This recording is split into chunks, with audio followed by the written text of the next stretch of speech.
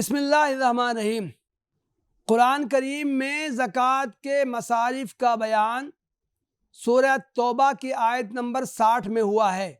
انما الصدقات للفقراء والمساکین والعاملین علیہا والمؤلفۃ قلوبہم وفی الرقاب والغارمین وفی سبیل اللہ وابن السبیل فریضۃ من اللہ واللہ علیم حکیم۔ یعنی یہ صدقات تو دراصل فقیروں اور مسکینوں کے لیے ہیں، اور ان لوگوں کے لیے جو صدقات کے کام پر مامور ہوں، اور ان کے لیے جن کی تالیف قلب مطلوب ہو، نیز یہ گردنوں کے چھڑانے اور قرض داروں کی مدد کرنے میں اور اللہ کی راہ میں اور مسافر نوازی میں استعمال کرنے کے لیے ہیں۔ ایک فریضہ ہے اللہ کی طرف سے، اور اللہ سب کچھ جاننے والا اور دانا و بینا ہے۔ اس آیت میں زکوٰۃ کے 8 مصارف بیان کیے گئے ہیں۔ ان میں سے ایک فی سبیل اللہ ہے، یعنی اللہ کی راہ میں خرچ کیا جائے۔ قرآن و حدیث میں فی سبیل اللہ کا استعمال بطور اصطلاح ہوا ہے۔ اس سے مراد اللہ کی راہ میں جہاد و قتال ہے۔ یہی وجہ ہے کہ قرآن میں یہ الفاظ جہاں جہاں آئے ہیں، ان میں سے بیشتر مقامات پر ان سے پہلے جہاد و قتال کی صراحت موجود ہے۔ حدیث میں بھی اس کا زیادہ تر استعمال جہاد کے معنی میں ہوا ہے۔ ایک حدیث میں ہے کہ اللہ کے رسول صلی اللہ علیہ وسلم نے ارشاد فرمایا، لَغَدْوَةٌ فِي سَبِيلِ اللَّهِ أَوْ رَوْحَةٌ خَيْرٌ مِّنَ الدُّنْيَا وَمَا فِيهَا۔ یعنی اللہ کی راہ میں صبح یا شام جہاد کے لیے نکلنا دنیا و ما فیہا سے بہتر ہے۔ اسی بنا پر جمہور علماء زکوٰۃ کی اس مد کو جہاد کے لیے خاص کرتے ہیں، لیکن علماء کا ایک دوسرا طبقہ اس کی توسیع و تعمیم کا قائل ہے۔ وہ تمام وجوہ خیر کو اس میں شامل قرار دیتا ہے۔ اس کے قائلین میں ایک نام مشہور حنفی فقیہ امام شوکانی صاحب بدائع الصنائع کا ہے۔ امام رازی نے لکھا ہے کہ امام قفال نے اپنی تفسیر میں بعض فقہا کا یہی قول نقل کیا ہے۔ نواب صدیق حسن خان کی بھی یہی رائے ہے۔ موجودہ دور کے علماء میں مولانا ابوالکلام آزاد، مولانا سید سلیمان ندوی، مولانا امین احسن اصلاحی اور مولانا محمد شہاب الدین ندوی رحمہ اللہ وغیرہ بھی اس مد میں تعمیم کے قائل ہیں۔ کچھ علماء نے بین کی راہ اپنائی ہے۔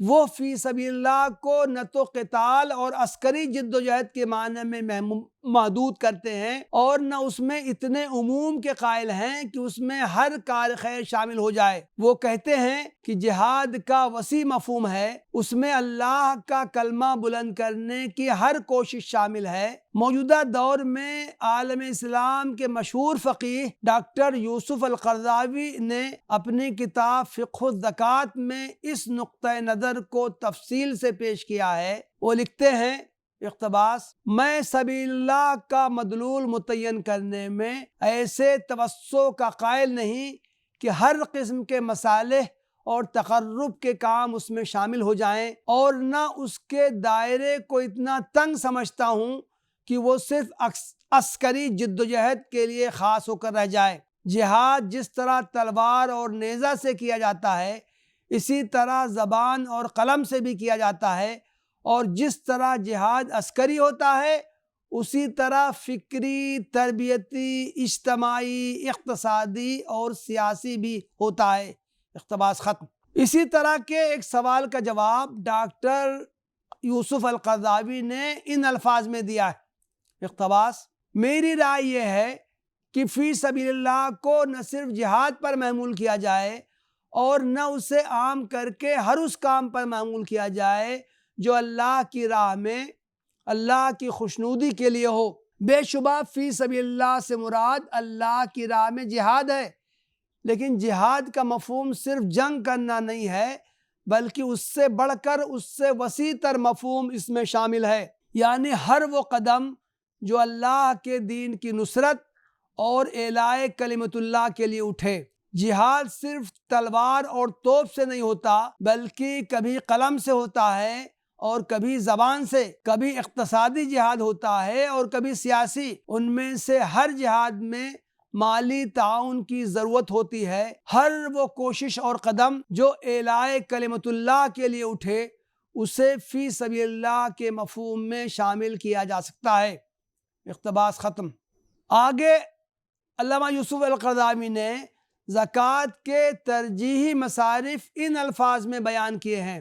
اقتباس: میری رائے میں زکوٰۃ کی رقم جہاد کی ان صورتوں میں ادا کرنا زیادہ بہتر ہے جنہیں لسانی، ثقافتی اور اعلامی جہاد سے تعبیر کیا جاتا ہے۔ اس کی کچھ صورتیں یہ ہو سکتی ہیں: نمبر 1، اسلامی دعوتی مرکز کا قیام جہاں سے لوگوں تک اسلام کی دعوت پہنچائی جائے۔ نمبر 2، خود اسلامی ممالک کے اندر اسلامی ثقافتی مراکز کا قیام جہاں مسلم نوجوانوں کی عملی تربیت ہو سکے اور انہیں اعلاء کلمت اللہ کی خاطر تیار کیا جا سکے۔ نمبر 3، اسلامی اخبارات و جرائد کا اجرا جو غیر اسلامی صحافتی سرگرمیوں کے لیے چیلنج ہو۔ نمبر 4، اسلامی کتب کی نشر و اشاعت جن میں اسلام کی صحیح تصویر پیش کی جائے اور کفر کی ریشہ دوانیوں کو اجاگر کیا جائے۔ اقتباس ختم۔ یہ وہ چند صورتیں ہیں جہاں زکوٰۃ کی رقم استعمال کی جا سکتی ہے، بلکہ زکوٰۃ کے علاوہ بھی ہر ممکن طریقے سے ان تمام سرگرمیوں میں دل کھول کر مالی تعاون کرنا چاہیے۔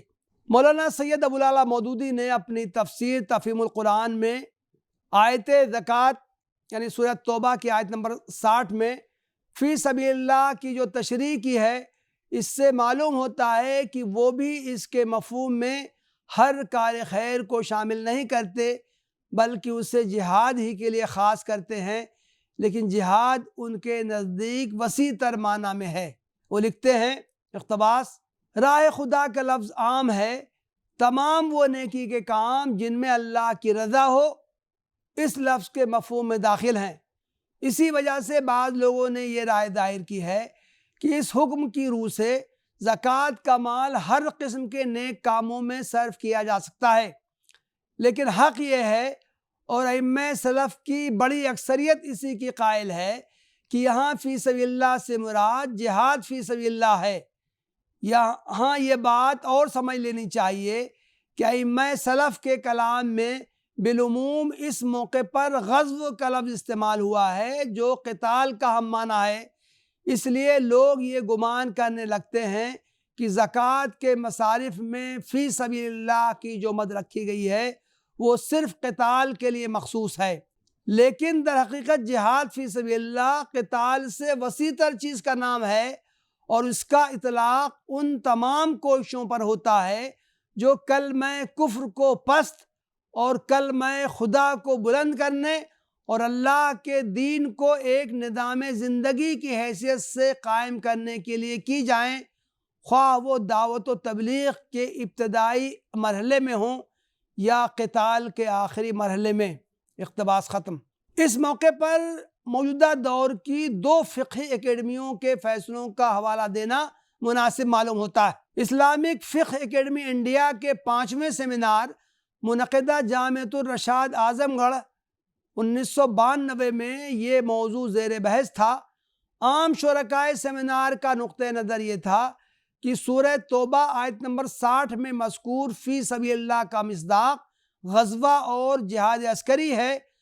دور حاضر میں دینی اور دعوتی کاموں کے لیے درکار سرمایہ کی فراہمی میں پیش آنے والی دشواری کے باوجود شرعاً اس کی گنجائش نہیں ہے کہ زکوٰۃ کے 7ویں مصرف فی سبیل اللہ کا دائرہ وسیع کر کے اس میں تمام دینی اور دعوتی کاموں کو شامل کر لیا جائے۔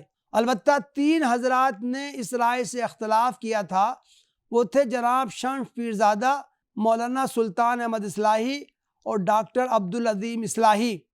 ان حضرات کے نزدیک فی سبیل اللہ میں عسکری جہاد کے ساتھ وہ تمام کوششیں شامل ہیں جو آج کے دور میں واقعتاً دعوت اسلام اور اعلاء کلمت اللہ کے لیے کی جا رہی ہوں، عالم اسلام کی ایک دوسری فقہی اکیڈمی کا فیصلہ اس سے مختلف ہے۔ المجمع الفقہی الاسلامی مکہ مکرمہ رابطہ عالم اسلامی کا ایک ذیلی ادارہ ہے۔ اس نے اپنے 8ویں اجلاس منعقدہ مکہ مکرمہ 1405 ہجری میں اس موضوع پر غور کیا۔ علماء کی 2 رائیں سامنے آئیں، ایک یہ کہ مصرف فی سبیل اللہ کا مصداق صرف اللہ کی راہ میں جہاد کرنے والے ہیں، اور دوسری یہ کہ اس کا مفہوم عام ہے۔ موضوع پر غور اور فریقین کے دلائل پر بحث و مباحثہ کے بعد اکثریت کی رائے سے یہ فیصلے کیے گئے تھے: نمبر 1، دوسری رائے کو بعض علماء اسلام نے اختیار کیا ہے اور قرآن کریم کی بعض آیات میں یکگونا اس مفہوم کا لحاظ رکھا گیا ہے۔ نمبر 2، جہاد باصطلاح کا مقصد چونکہ اعلاء کلمت اللہ ہے، اور اعلاء کلمت اللہ جس طرح قتال سے ہوتا ہے، اسی طرح داعیوں کی تیاری اور ان کی مدد اور تعاون کے ذریعے دعوت اللہ اور اشاعت دین سے بھی ہوتا ہے، لہذا دونوں طریقے جہاد ہی کے ہیں۔ نمبر 3، اسلام پر آج ملحدین، یہود و نصارہ اور دشمنان دین کی طرف سے فکری اور عقائدی حملے ہو رہے ہیں، اور دوسروں کی طرف سے انہیں مادی اور معنوی مدد مل رہی ہے۔ ان حالات میں انتہائی ضروری ہے کہ مسلمان ان کا مقابلہ انہی ہتھیاروں سے کریں جن سے وہ اسلام پر حملے کرتے ہیں، یا ان سے سخت ہتھیار سے مقابلہ کریں۔ نمبر 4، اسلامی ممالک میں جنگ کے لیے مخصوص وزارتیں ہوتی ہیں، اور ہر ملک کے بجٹ میں ان کے لیے مالی ضوابط ہوتے ہیں، جبکہ دعوتی جہاد کے لیے بیشتر ممالک کے بجٹ میں کوئی تعاون و مدد بھی نہیں ہوتی ہے۔ ان مذکورہ بالا امور کے پیش نظر اکثریت کی رائے یہ طے کرتی ہے کہ دعوت اللہ اور اس کے معاون اعمال آیت کریمہ میں مذکور زکوٰۃ کے مصرف فی سبیل اللہ کے مفہوم میں داخل ہیں۔ اقتباس ختم۔ اس تفصیل سے یہ بات واضح ہو جاتی ہے کہ بعض معتبر علماء کے نزدیک اسلام کی دعوت و تبلیغ کے کاموں میں زکوٰۃ کی رقم خرچ کی جا سکتی ہے۔ بعض فقہی اکیڈمیوں کا فیصلہ بھی اسی کے حق میں ہے، اور میری بھی یہی رائے ہے۔ وآخر دعوانا ان الحمد للہ رب العالمین۔